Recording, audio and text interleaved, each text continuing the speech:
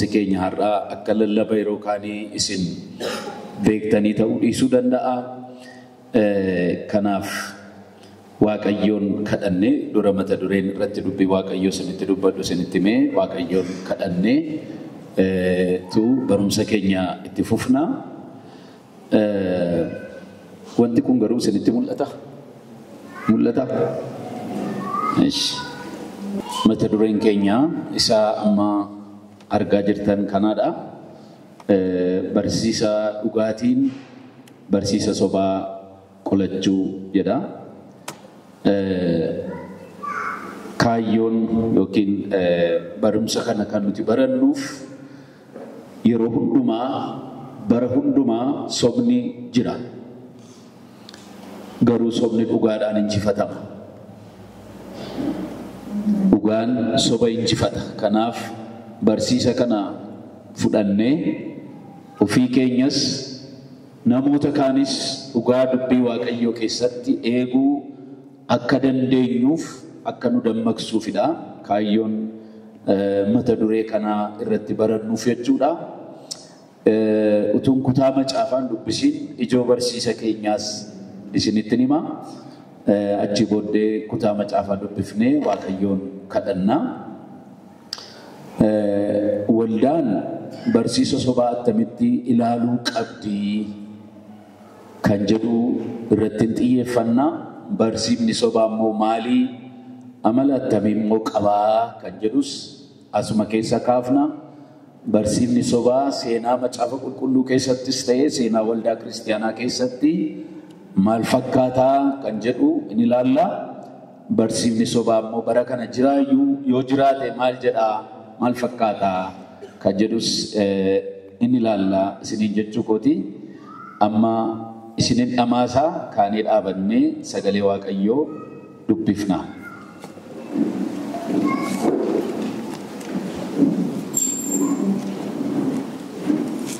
Warri macaafni isin harkan jirre slaayidiidhuma kanarraa na duukaa dubbisuu hin dandeessu. Ximootiyoos isa lammaffaa boqonnaa 3 lakkoofsa 13-14 akka kana jedha. Namoonni hamoonni warri ija namaa gowwoomsanis isa gadheerraa gara isa caalaa gadheetti gadi na deemu. Ati garuu isa barsiifamte cimsitees itti amante sana eenyufa irraa akka baratte waan beektuuf isatti qabamee jiraadhu. Ameen. Ana duukaa dubbisaa. Namoonni hamoonni warri ija namaa gowwoomsanis isa gadheerraa gara isa caalaa gadheetti gadi na deemu. Ati garuu isa barsiifamte cimsitee sitti amante sana eenyufa irraa akka barte waan beektuuf isatti qabamee jiraadhu. Ameen. Hin kadhanna akkuma dhaabanne jirrutti.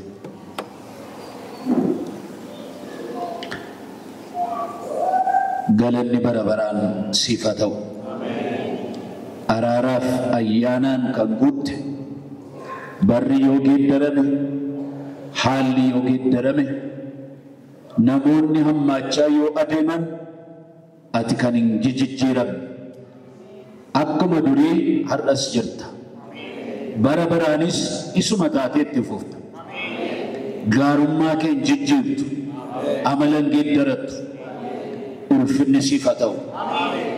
Jaalattee biyya lafaa keessaa waamtee ofitti nu qabdee ijoollee mana kee nu taasifte. Ormummaa keenya hambifte. Dhiiga ilma kee tokkichaan mallattoo maqaa kee nurra keesse. Bara baraan nu kaadhimmatte. Galanni siif haa ta'u. Galanni siif haa ta'u. Ejersa lafa onaa jirma hadhaarra turre ayyaanni kee qabee nu fidee maatii kee nu taasise. Galatoomi bara baraan. Ati humna dadhabaa beekumsa wallaalaa fira rakkataa abbaa hiyyeessaa nuuf taateetta. bara du'aa nu jiraachifteetta, bara yaaddoo nu gootomsiteetta, bara namni dhiyaaf barii yaadda'u iddoo baqaa nuuf taateetta, iddoo salphinaatti ulfina nuuf kenniteetta. Ulfinni kee haa baay'atu. Yaa Waaqayyo, guyyoota kana si kadhannaa harki kee gidduu saba kee haa jiraatu. Inni dadhabaa jabeessu, inni isa kufe kaasu, inni wallaalaa beeksisu, inni isa karaarraa ce'e karaatti deebisu. Afurri kee gidduu keenyatti haa hojjetu. Jechi afaan kee nu haa hojjetu. Nu haa dhidhiibu, nu haa dhaabu. Galatoomi, eebbifami. Maqaa gooftaa keenya Yesuus Kiristoosiin. Ameen. Nooraa ulfaadhaa. Kutaa kana ilaalurraa yookaan waan gurguddaan kutaa amma dubbifne kana keessa jiru, akeekkachiisi jiru, namoonni barsiisa sobaa fidanii nama wallaalchisan yookiin dogoggorsan itti baay'achaa adeemu. Badaa hin adeeman, baay'achaa adeemu. Hammeenyi isaanis dabalaa adeemu. Wanni kutaa kana keessaa na dhibe warri ija namaa gowwoomsanii jedha.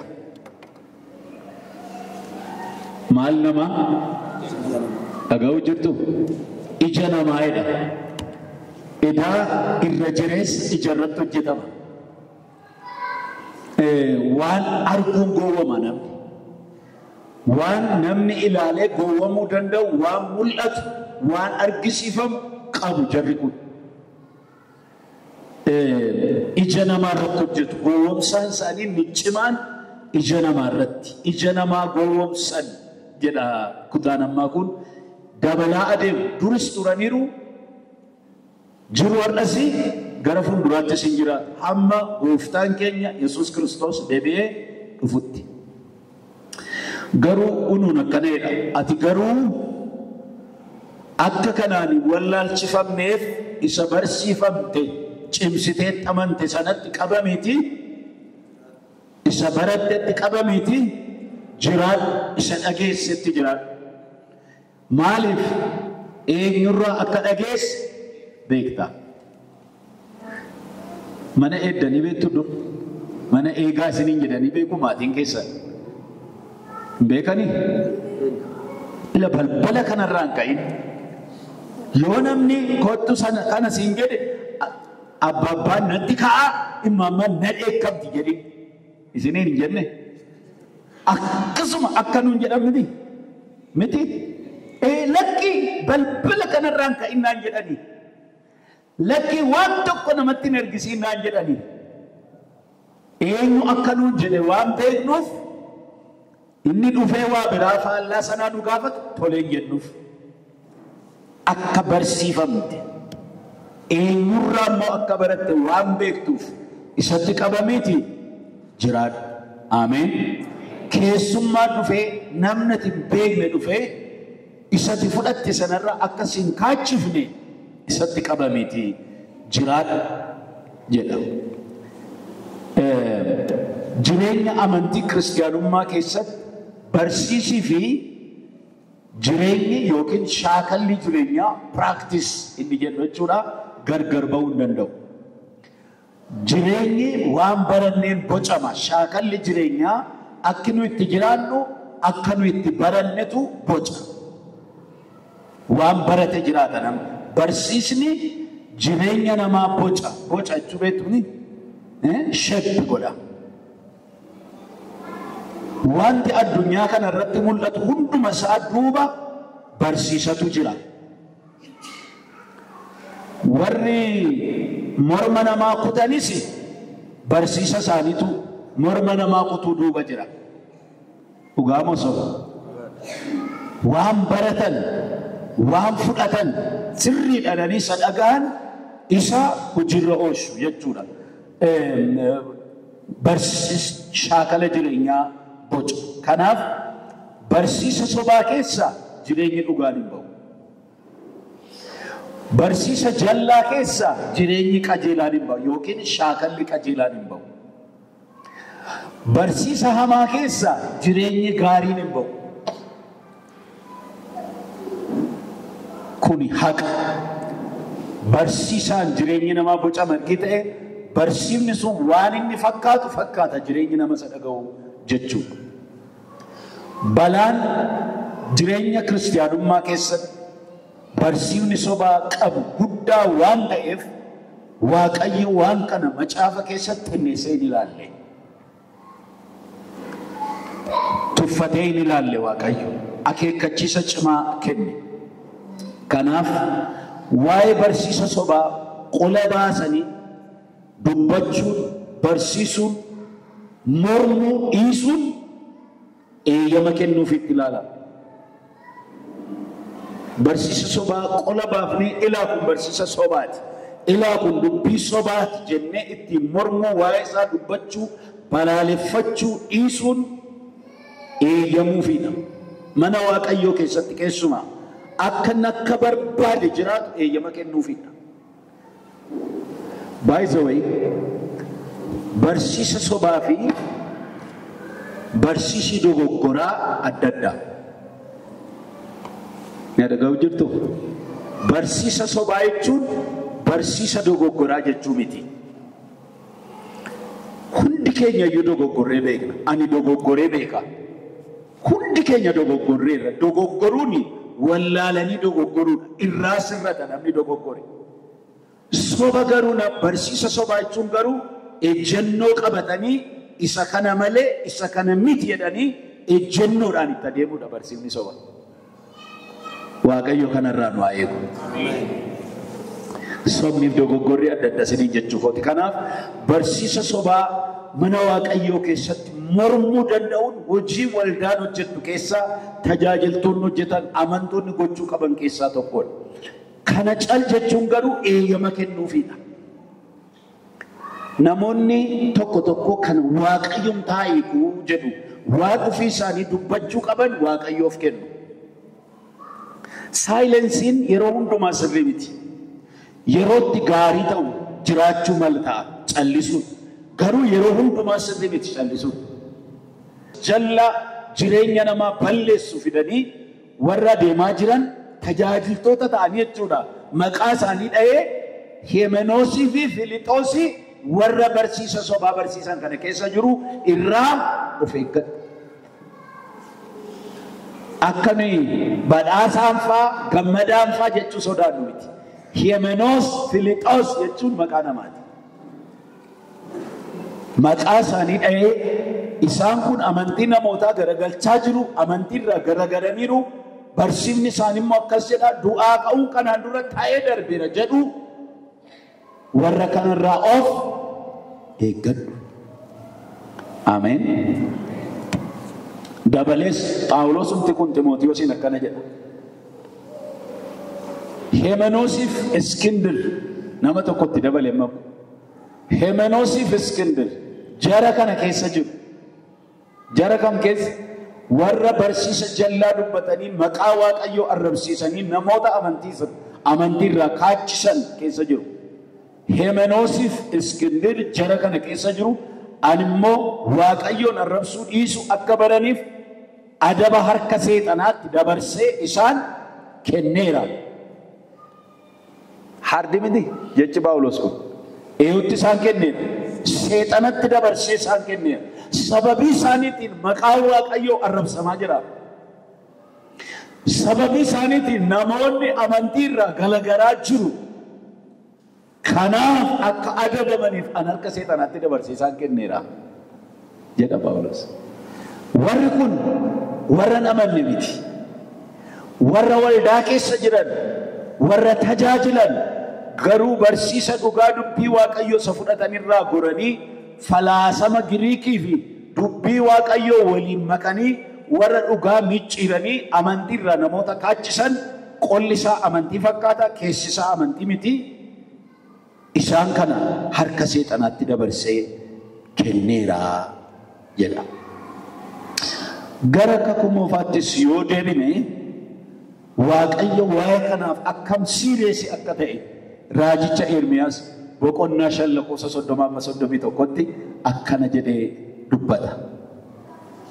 Biyyicha keessatti wanta guddaa nama sodaachisuu fi wanta dhaqna namaa suukeessutu ta'aa jira jedhe Waaqayyo.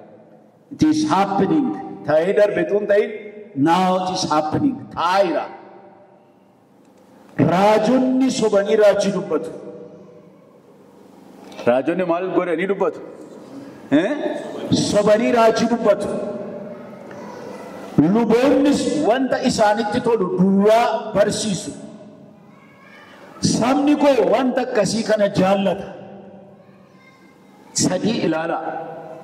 Raajonni maal godhu? Utuu Waaqayyotti hin dubbatin Waaqayyo gooftaan maccaa akkana jedhaa jedhanii afaan guuttatanii dubbatu. Waaqayyo kanarraa nu haa eegu. Isaamee Waaqayyoon amma waan wangeelaawii Asaffaanii jedhe. Wangeelaawii Asaffaanii Boleessa koo jechuudha. Boleessa koo badeen argadhe sitti. Wangeelaawii Asaffaa Eebbaa akkana jedhee amma waan hin jedhamne waan inni hin jenne tokko maqaa isaatiin isa jedhee dubbannee naannee dubbiin kun yoo saga'e akkam taatasi.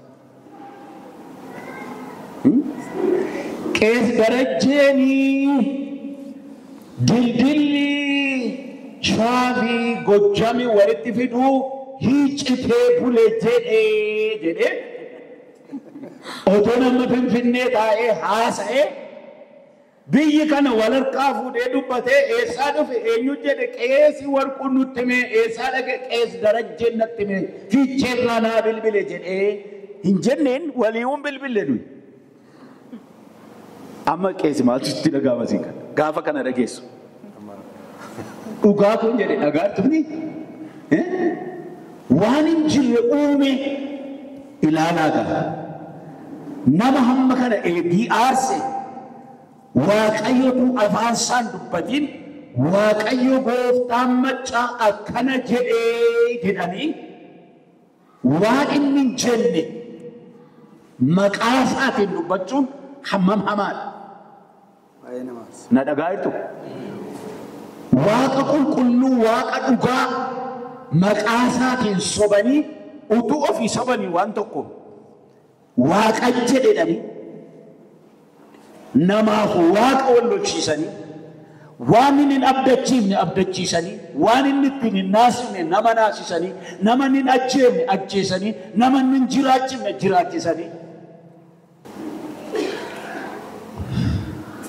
Zayitii kana yoo dibattee hin sooromtaa jedhe Waaqayyo jedhee zayitii itti gurguradhe birrii 5,000 hin jenne Waaqayyo.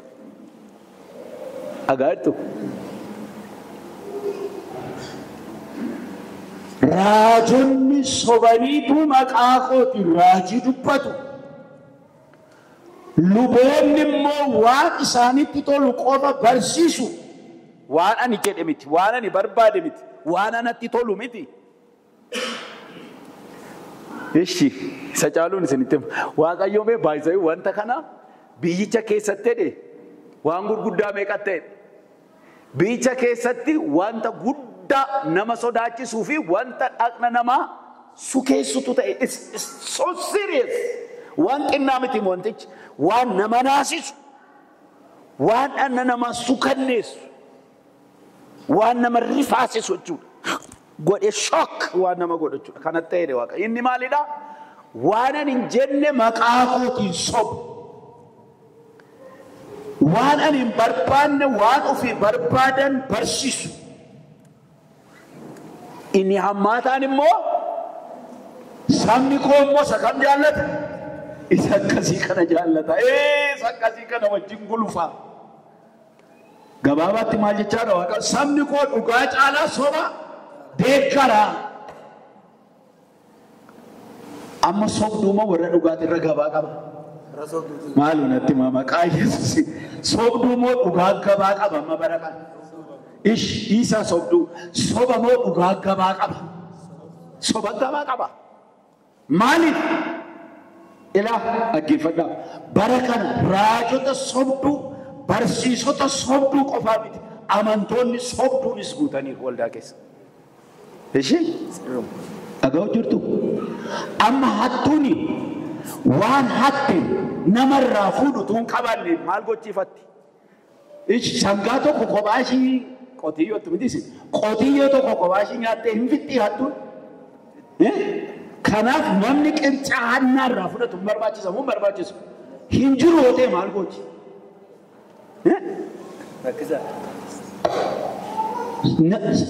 soba warri gurguratan qofaa mitiin kan gaafatamu warri soba bitatanis hin gaafatamu amantoota isaa naggaadee sobaa miti gurgurtuu sobaa suuqii sobaa qofa miti kan gaafatamu warri soba fuudhanii qoqqoodan akka faafaayin sobaas hin gaafatamu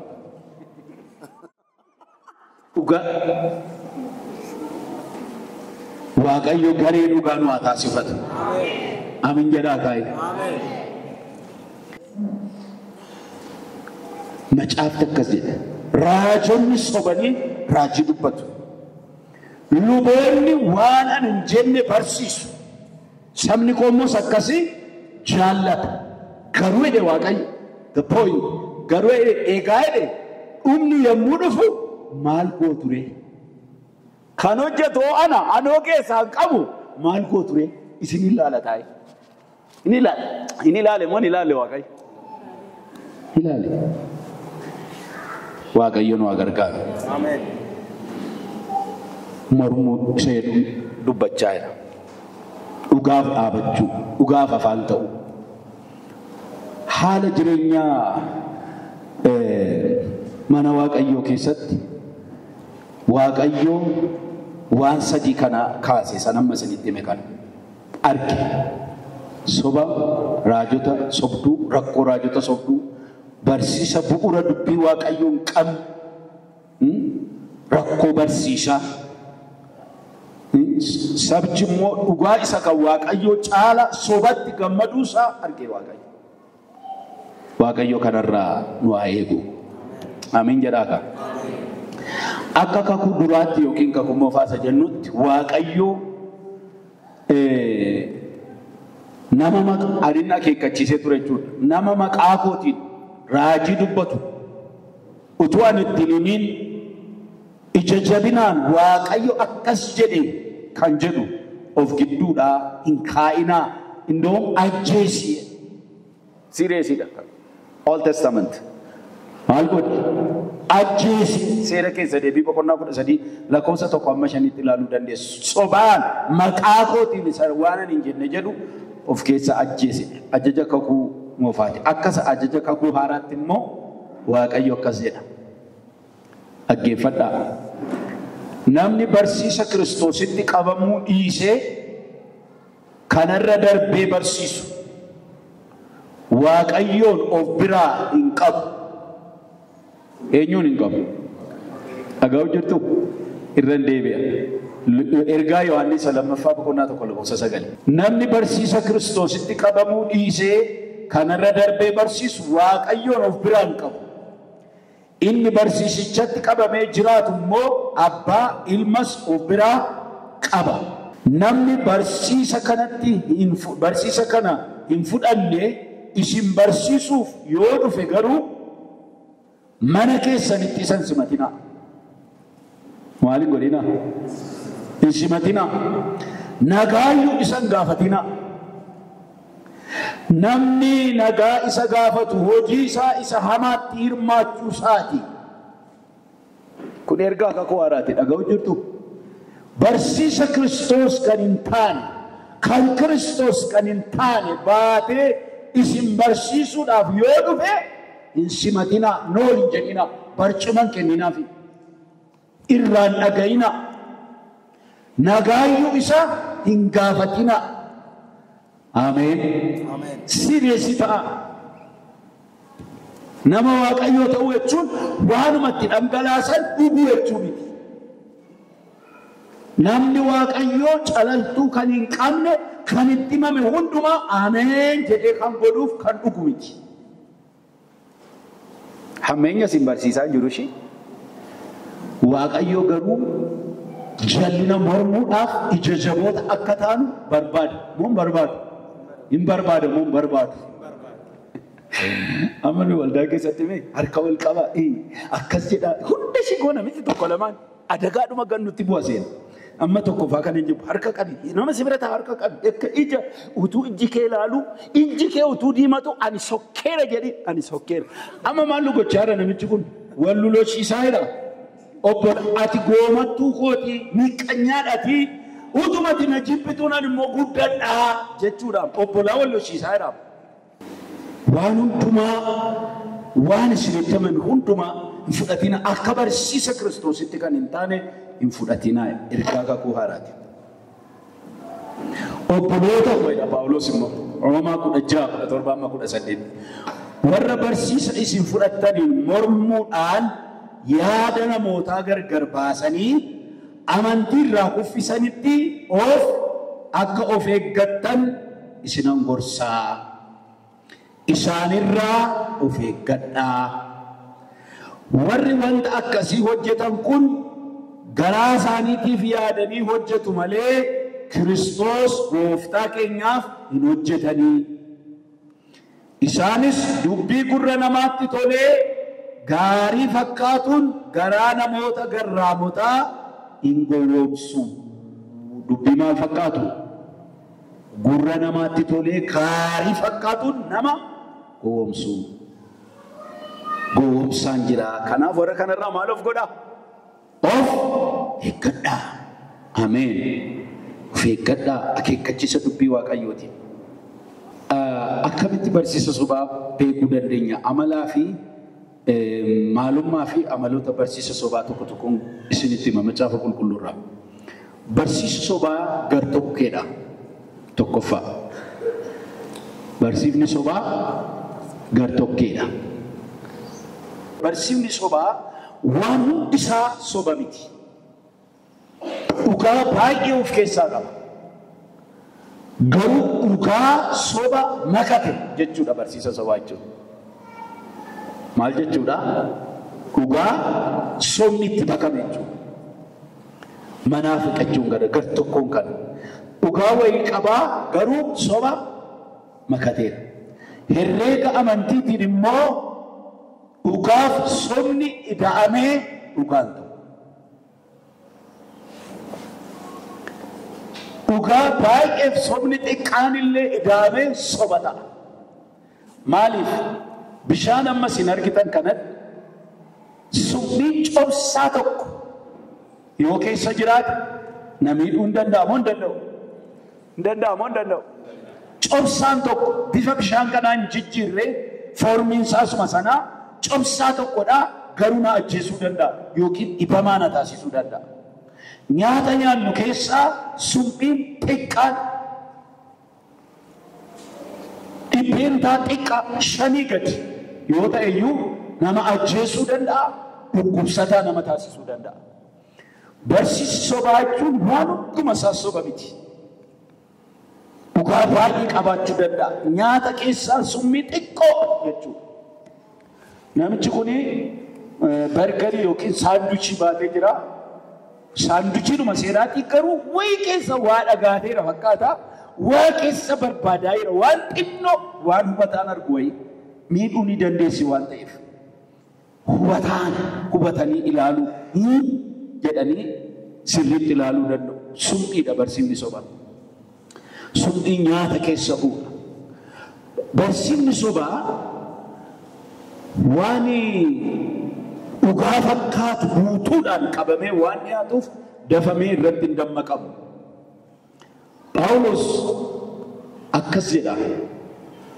Ergaa Qorontos isa 2:11 irratti sirriitti na dhagaa akkana jedha. Lakkoofsa 1-4tti. Gowwummaa koo isa xinnaa naa danda'aa jedha. Gowwaadha Phaawulos kun yoo jettan naa danda'aa jedha. Ani akka durba amanamtuutti abbaa manaa tokkicha Kiristoositti isin heerumsiifachuudhaaf waan isin kaadhimmachiiseef akkuma Waaqayyo waa'ee keessan hinaaf anis immoo nan hinaafaa jedha. Akkuma goofti Hewaaniin haxxummaadhaan gowwoomsite namoonni kaan dhufanii Yesuus isa kanaan dura dhageessan malee Yesuus kan biraa. Wangeela isa kanaan dura fudhattan malee wangeela kan biraa. Afuura isa kanaan dura isiniif ta'e malee afuura kan biraa fidanii yoo dhufan calluma jettanii dhaggeeffattu jedhee sodaan qabaa'edha. Mee wanta kana qaali kootiin isinitti himurraa macaafarraa yoon isinii dubbise gaarii ta'a. Qorontos lammaffaa Qorontos 11 boqonnaa 11 lakkoofsa 1 amma 4tti. Gowwummaa gosa xinnaa akka anaaf dandeessan nan hawwa. Eeyyee anaaf hin dandeessu. An akka durba amanamtuutti Kiristoos abbaa manaa tokkichatti isin heerumsiifachuudhaaf isin kaadhimmachiisee waanan tureef akkuma Waaqayyo hinaafu anis isiniif nan hinaafa. Isiniif maaliin godha? Nan hinaafa. Akkuma boofni haxxummaadhaan Hewaaniin gowwoomsite yaadni keessanis immoo karaarraa kaatee Kiristoos isa garaa qulqulluudhaan of kennitaniif sanarraa garagaltuu jedhee sodaadheera. Namni tokko dhufee isa nuyi isinitti lallabne malee Yesuus isa kan biraa yoo isinitti lallabe. Yesuusuma lallabannis garuu Yesuus kan biraadha. Ishi. Yookiis isa kanaan dura fudhattan malee afuura kan biraa yoo fudhattan yookiis isa kanaan dura simattan malee wangeela kan biraa yoo simattan calluma jettanii hin dandeessu jechuudha. Look. Innis Yesuusuma jechaa jira. Garuu Yesuusa kam? Kan biraa. Innis hafuura jechaa jira. Garuu hafuura isa kam? Kan biraa. Innis wangeela jechaa jira. Garuu wangeela isa kam? Kan biraa. Isa nu isinitti himne miti. Kana yoo isinii fidee dhufe tola jettanii dhaggeeffattuufi jedheen sodaa qaba. Ani akka durba amanamtuutti abbaa manaa tokkicha Kiristoositti isin heerumsiifachuudhaaf wangeelaan isin kaadhimmachiiseera. Kan isaa taataniittu garaa qulqulluudhaanis isaaf of kennitaniittu.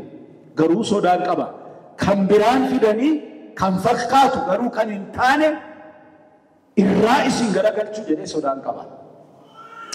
Naannaan ani itti dhaladhe durii durba naqataa kophaa lagatti hin erganii, kophaa mana baaburaatti hin erganii, kophaa gabaatti hin erganii. Hin eegu. Yookiin obboleessa duukaa deemee eega yookiin fira qe'ee maatiitu duukaa deemee eega. Kan kaadhimamte, kan kennamte tokko. Na dhagaa'irtu? Maaliif ababbalii waan jedhamu jira. Ababbalanii intala heerumaaf ulfinaan kennamtee ulfinaan guyyaa heeruma ishii eegaa jirtu ababbalanii nama kan biraatti heerumsiisuudhaaf kan gaadan jiru birrii nyaatanii. Kanaaf eega. Jaarsi tokko jira fira kootii. Hojiin isaa durba ababbaluu. Hin qotu, hin nagadu. Hojjetaa miti miindaan qabu qarshii 50 nyaata durba tokko ababbalee heerumsiisa. Ababbalii sadaan hin beekamaa biyya kanatti? Hin beekamaa? Akka jedhu dhaggeeffadha akkan ittiin ababbalu. Biyya itti heerumsiisuuf jedhu sanaa tokko midhaan jedhe biyya sana akka biyyooti jedhe. Midhaan akka maaliiti? Biyyoo hammaartanii hin fixxu? Birriin immoo jedhe akka baalaati jedhe. Baala cettanii hin fixxu? Intala heerumuuf iddoo biraatti kennamtee jirtu garaa hatee waan hin jirre uumee argisiisee heerumsiifate. Birrii 50 fudhate. Baay'ee ani ijoollee ta'e dhaggeeffadhaa birriin bara dargii guddiidha. Birriin hin argamu. Maaloo utuun biyya ishee dhaqxu sana beekee wajjin dhaqee ciradhee birricha jedhaan immoo akka baalaa isa jedhu sana dhuguma akka baalaa cirama seegaa sammuu ijoolleetiin hin dhagaa waan ta'eef. Intalli kun dhaqxee ji'a sadiitti ila adii waraqatatti baatee intalli maal fakkaattu lafee ishii fi gogaa ishii duwwaa walitti jira. Minaan akka biyyoo dhiisaatiin waan hantuunni mana sanaa fuutee baatu iyyuu jiru mana sana. Gurbaan kashalabbee duuriyyeedha. lubbuu dhaafutu lubbuun keessaan baay'ee asaditti baqattee galte. Ababbaliin akkas nama gooti. Waaqayyo kanarraa nu haa eegu. Phaawulos isinan eegaa ababbaltuun jirti. Abbaa manaa tokkicha Kiristoos qofaaf isatti isin heerumsiifachuuf isin kaadhimmachiiseera wangeelaan waanan ta'eef. Jarriin kun maal fidanii ababbalu? Wangeela kan biraa, Yesuus kan biraa, hafuura kan biraa. Waaqayyo isa haa ifatu. Maqaa biraadhaan barsiisi sobaa amala fakkaachuu fi fakkeessuu qaba. የማስመሰል የመምሰል ባህሪ አለው ይላል። አችማ ቆሮንቶስ ዶነም ሲኒ ዱብሴ ፉንዱራ ሳቲን ሲኒ ዱብሳመሞ በቆናን ይስመሳ ለመፋ በቆሮንቶስ በቆና ቁደ ተቆሳል ለኮሰ ቁደ ሰዲየም ቁደ ሸኒት ጀሬነ ከሲኩን ኤርገሞተ ሶባት ሆጀቶተ ነመጎምሰን ergamoota warra Kiristoos waame fakkaachuudhaaf warra wallaalchifatanidha. Maal fakkaachuudhaaf? Fakkaachuu sayyidu naa hubadhaa. Ergamoota warra Kiristoos waame fakkaachuudhaaf warra wallaalchifatanidha. Seexanni iyyuu ergamoota ifaa fakkaachuudhaaf waan wallaalchifatuuf kun waan dinqisiisu miti. Kanaaf hojjettoonni isaas hojjettoota qajeelinaa fakkaachuudhaaf ammas fakkaachuudhaaf yoo wallaalchifatan kun waan guddaa miti. Gara dhumaattis waan hojii isaaniitiif ta'u argachuuf jiru jedha. Hin soba fakkeessa fakkaachuuf yaalii godha. ማስመሰል መምሰል ይሞክራል ግን አይደለም። برسيبني صبا أكسي باقي قوم نمون أما اللي يرو ترينيا نواساتور هرياكو تكونجر مجاتو كنانا فنفني تجاجل أفيرا مدو تأتي نمني نبرت أفيرا مسون نمو سري دايد إنكين والدا ورّا باركنا كيسا دابتين قلقل إرباتنا يا تجد نالا تجد بوري تجاجل إيقا والدان كينيا إلين إسا برسيسا قفادا بتني برسيسا انفرطونا نجري دقيقة صدوما برسيسا بيتادا بتاتي دبنان إياو جدد كناف وان بران قبو إسا مو أنسي بيجيس إرانا جدد مالا قبسيتي جدد جدد نموتا جا سينا ساني مكا ساني أما أبابلي ساني سيجا فيرا ijoollee meeqa akka qaban maqaan haadha manaa isaanii eenyu akka ta'e jireenyi isaanii maal akka ta'e maal akka barbaadan maal akka hojjetan gaaffii isaanii hundumaa sii qabeera. Ati anna'aa bulteet takka jettee isa kanatti kaataa naan jedhee na dhaga'uu jirtu. Abaluyyuu dhufee akkasumatti tajaajilee lama sadii namicha deddeebisinaa waami jedhanii amantoonni nu waami jennaan lama sadii afur deddeebi'ee kana goonaan ji'a dhaabatta qe'ee kana madirakiin kun kan kee ta'aa kana gochuuf qophaa'inaan jedhe. Ishii irratti kadhadhaa waraqaticha naa kennin jedhe. Galgala fudhatee galee bulee ganama achi. Ijoollee bira dhaqee ijoollee bira waaqeffachaa oolee gaafa inni bilbiluufi eessa jirta? Anoo qe'ee kootti galeera. Maqaa sobaan waamanii waaqayyo waaqarraa maallaan jedhaa ani tajaajila akkasiin barbaadu akka bartetti atumti waamii. Ameen. Hin ta'u joo birrii tiraanspoortii malee maal ta'a? Hin galee. Hin galee. Maaliif waamu? Isa dhugaa fakkeessuudhaaf ka. Waaqayyo hafuura akkasii haa cabsu. Amiin jedhaa kaa'ee. Gabaa jara kanaa cimaadha mam. Gabaan cimaan kan jara kanaati. Namni kana jibbee. Namni dhugaas keessa jiru jiraachuu jibbee. Sobaan koo buqee deemuutti ka'e. waaqayyo afuura bokoksaa akkasii waldaarraa hakaasu. Ani na of galcha maqaa waamus naan galu anaaf. Ani hojii waaqayyootti nan amana. Birqii maqaa ani warquu eebbaa bayyanaa tolaa aagaa gumaa galaan jedhamu. Amma hamma kana yoonaa waamta maallaa godha biyyuu beekaa kana. Waaqayyo kana waaqayyo maqaa waaqayyo koo beekaa waaqayyo bayyanaa tolaa jedhee lafa gaggalachuun irra jiru iddiriin waamaa oola kana. Duamu zero sagal kuda lama kuda saddeet jaatamii afur saddeettamii tokko.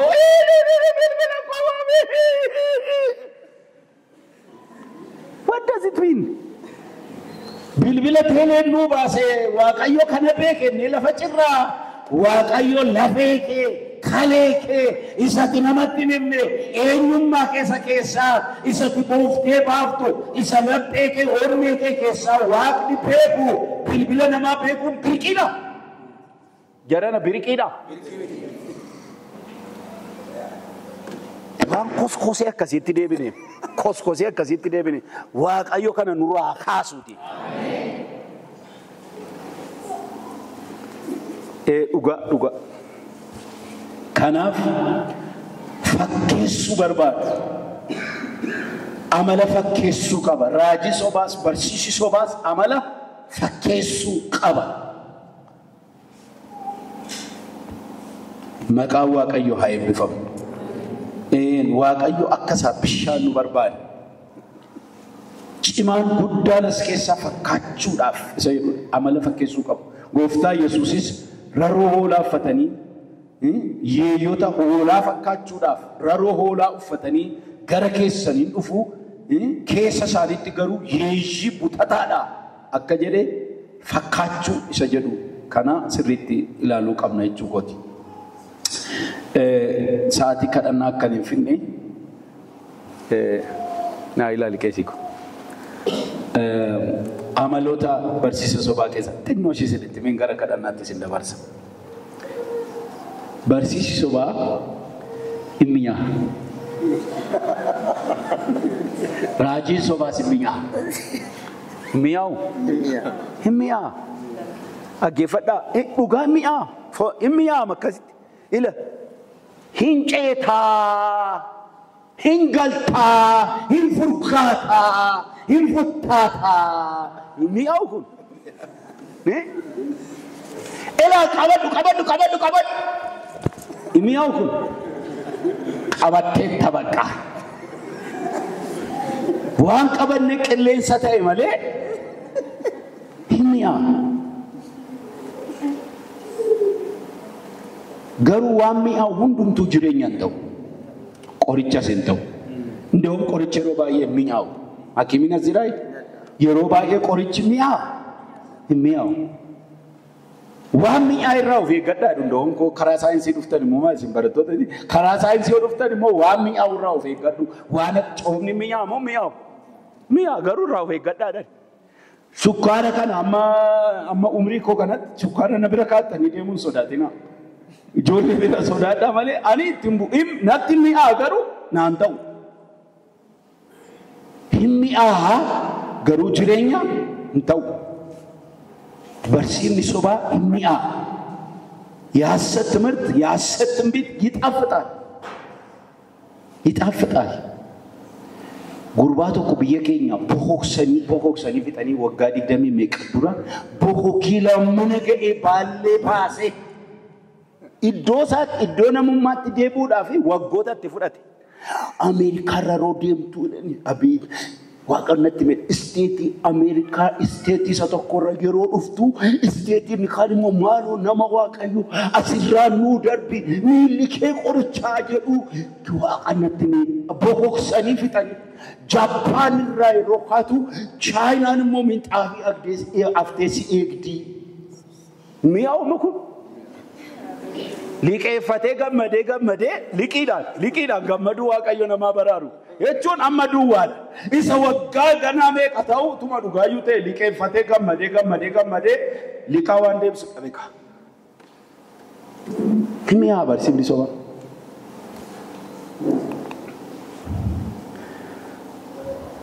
Barsiisi sobaa miira namootaa akka hawwachuu danda'utti ogummaa guddaadhaan waan qophaa'uu fi duuka buutota immoo baay'ee qaba. Hordoftoota baay'ee qaba. Sababiin isaa miira namaa hawwachuu waan danda'u irratti hojjeta. Miira namaa waan hawwachuu danda'u irratti hojjeta. Ilaa Phaawulos akkanadha. Barritti namoonni barsiisa sirrii fudhachuu jibbaan dhufuuf jira. Maal jibbu namoonni? Maal jibbu? Barsiisa sirrii. Bara sanas akka hawwa isaaniitti barsiisota wanta gurra isaaniitti tolu isaan barsiisan walitti sassaabbatu. Isaan dubbii dhugaa dhaga'uurraa garagalanii gara mammaaksa amantiitti goru. Bara dhufaa baratti namoonni dubbii sirrii qajeelaa jireenya bara baraaf nama qopheessu dhaga'uu jibban. Maal barbaadu ree? Waan isaanitti tolu kanaaf beelallaba jechuun waan jedhan jechuudha. Heenoo sibkat jedhaniin isaa dhaggeeffatan warra isaanitti himan walitti qabatu. Barra akkasiin dhufu ati garuu jabaadhu. Dubbii dhugaa yeroo miti jedhin himi. Ameen. Eeyyee. Himmi'aa waan gurra namaatti tolu. Seenaa kana gabaabseen isinitti hima. Kana dhagaa ishee kanaanini kana naatti isin dabarsa baqa. Akkasiin deemneef jedheen. Kana duwwaa silaayidii kana duwwaa isinitti hima. Ilaala. Phaawulos fa'aa, Luqaas fa'aa, Siilaas fa'aa lallabaaf naannaa Filiphisiiyus dhaqan Eeshiyaa keessa. Eeshiyaa keessa miti, Awurooppaa keessa. Yeroo lallaba dhaqan dubartiin hafuura hooda himu akka biyya keenyaatti qaalluu faraddu. Hafuura akkasii qabdu tokko jara kana duukaa qajeelte. Akkana jecha. Jarreen kun hojjetoota Waaqayyo Abbaati. Karaa dhugaa isinitti himu. Dhagaa jechaa duukaa qajeelte. Ilaala gaaf tokko nuyi gara iddoo kadhataatti utuu adeemaa jirru xomboreen jechuun hojjettu dhiibee sarara ta'e jechuudha. Xomboreen hafuura hooda dubbachiisuuf keessaa qabdu tokko nutti dhuftee isheen hooda dubbachuu isheetiin horii baay'ee gooftota isheetiif hin galchiti turte. Isheen namoonni kun hojjetoota Waaqayyo Abbaati. Karaa fayyinaa isinitti himu jettee iyyaa Phaawulosiif nu duukaa hin adeemte turte. Kana guyyaa baay'ee goote. Phaawulos garuu aaree itti garagalee hafuurichaan maqaa Yesuus Kiristoosin akka ishee keessaa baatuuf sin abboomaa jedhe. Hafuurichi achumaan ishee keessaa ba'e. Ameen. Dhagaa duukaa deemu guyyaa baay'eedhaaf isaan kun hojjetoota Waaqayyo Abbaati. Dhugaa miti. Phaawulos fa'aa hojjetoota Waaqayyo Abbaa miti. Dhugaadha. Karaa fayyinaa isinitti himu. Dhugaa miti. Na dhagaa jirtanii. Soba. Karaa maalii himu? Karaa fayyinaa himu. Maaltu badere? Maaltu badere? Maaltu Phaawulosiin aarsere? Utuu nuti maal goona beektu? Maayikii kenninaaf. Karaa nu hojjetoota Waaqayyo Abbaati miti. Itti himi jarri dhagaa kana dhageessuutti himate. Waaqan nuu kaaseen jedhanii. Agaairtu ittimi nuyi karaa fayyinaa irra miti ittimi kunoon jarritti dhagaa kana karaa fayyinaan barbaadu ittimi hin jennu maayikii itti hin qabnu daqiiqaa 55 hin qabnuu fi maayikii amma seetan miti kan lallabaa jiru baay'ee isaa miidiyaa irraa maal gootu kam gootu ba TV keessan gulaallu nu guba isin guba miti miti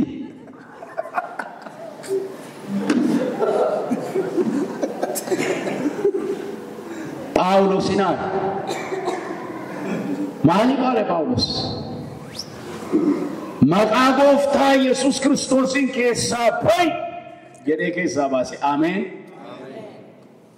Maal ta'e seetanni ni dubartii kana keessa jiru afurri hamaa kun hin gowwoome moo maaliif waa'ee Phaawulos waan gaarii dubbata? No.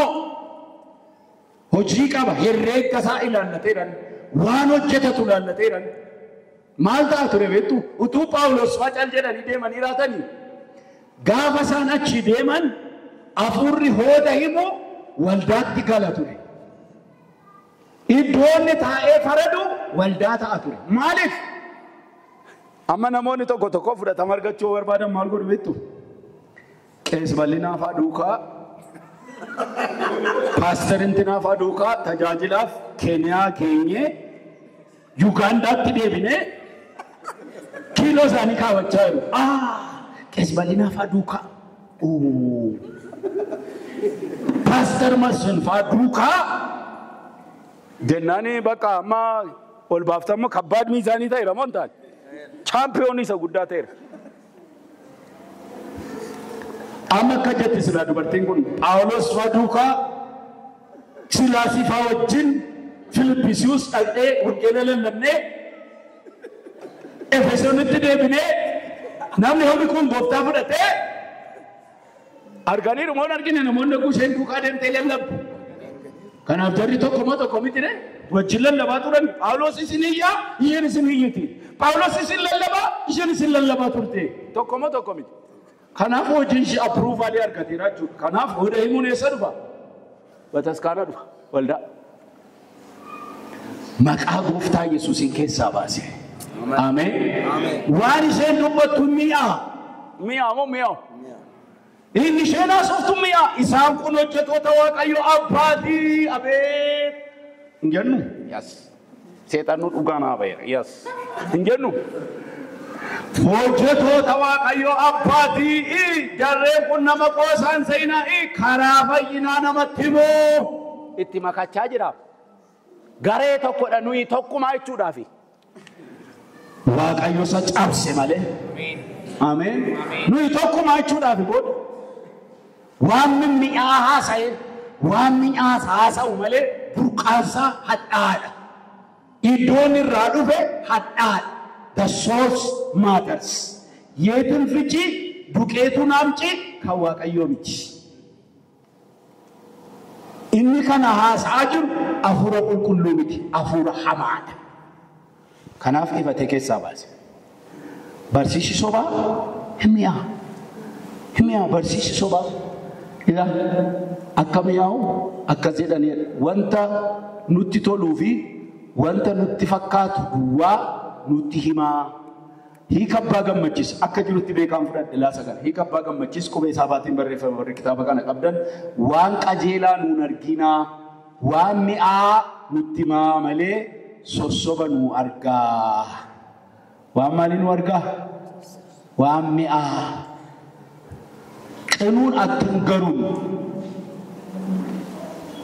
ጣፋጩንና አታላዩን ነገር ብቻ ንገሩ ጣፋጭ ግን አታላይ